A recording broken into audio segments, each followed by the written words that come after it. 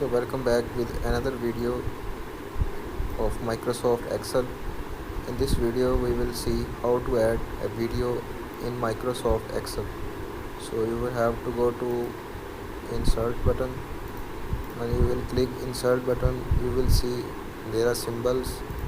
After clicking, you have to click this option text. After clicking text, you will see a lot of folders. You will have to click the object option, then you will have to click create from file, and then you will click browse. After clicking browse, you will select the video you want to add. For example, I want to add this video, then I will click OK. So you can see the video is added to Microsoft Excel. You can just check it by clicking